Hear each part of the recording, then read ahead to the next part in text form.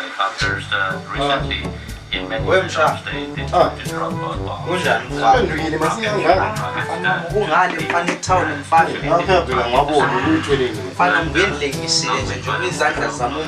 bombs. That's mfana kusipholisa kusisotsha mfana etown.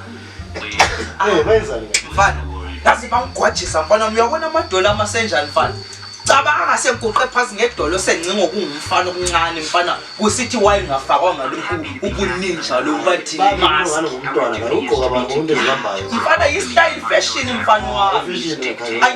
uncle wama 2K ibambiza ngo-uncle wama 2K mfana mikwenyiwa mfana yazi into engicashulayo mfana wami imali bengithi ngiyothenga ngayo mfana wami igross ngicine phela ngixolisa ngayo amaphoyisa ngathi hayi ngicela ubambe kanje ungixolo napho amaphoyisa ngihambe ngamnikeza itshotsho mfana wami yazi corruption mfana corruption yazi ngisuke ngijabule mfana wami ukuthi